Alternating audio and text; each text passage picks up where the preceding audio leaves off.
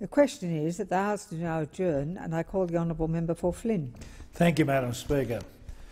Aged care is a vital issue in regional Australia, probably in the metropolitan towns of Australia, but particularly in rural areas. I know because I recently experienced the problem once again in some of the country areas that I visited last week. I was given a sharp reminder from the people of Mundubbera in the North Burnett Shire that nothing has changed since I last visited 2 to 3 years ago.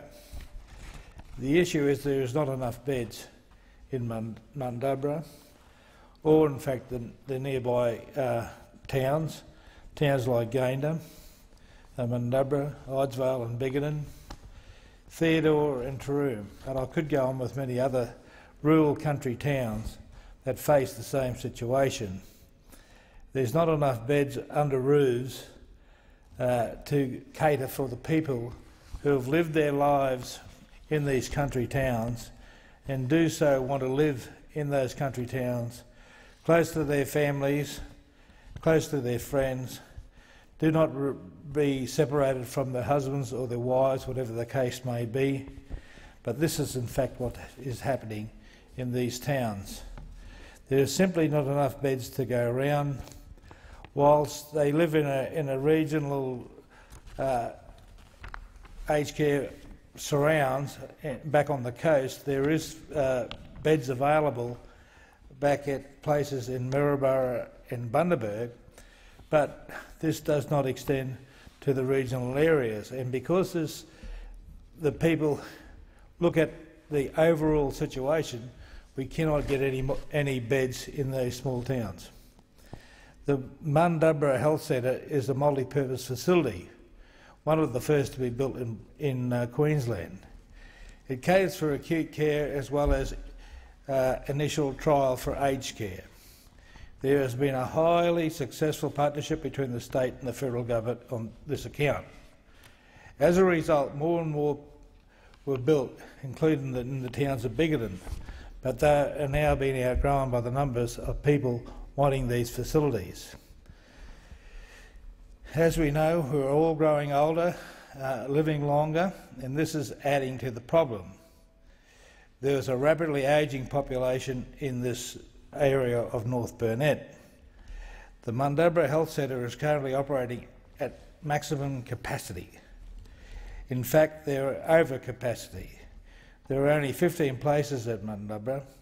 Acute beds are being used to house urgent residents.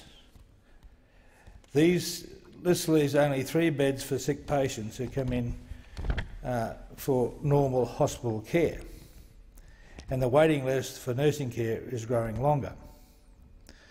I heard stories from people who are frustrated at the situation. There were people who have parents who are reaching that age where they must have aged care facilities.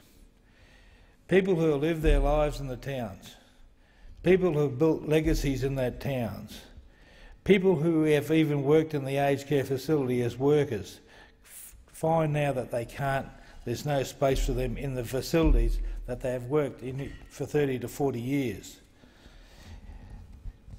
In one case, a man in Mundubbera who actually built the facility is denied a place in that hospital because of the overcapacity. I'm bringing this issue to the attention of the Chamber because I know that this is a situation our government takes very seriously. But again, there's a great pressure on the budget, but this is one area that does need attention. New aged care approval rounds open in August of this year. I've encouraged the Mundubbera Health Centre to submit an application. But the federal government can supply home care packages, but we do need the state government to put the infrastructure in these, in the confines of the hospital places to make the whole thing work together. It cannot be just the state government, or it cannot just be the federal government. It needs both parties to work together.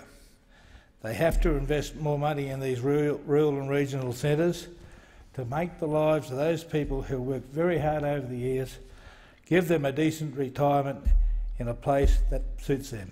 Thank you, Madam Speaker.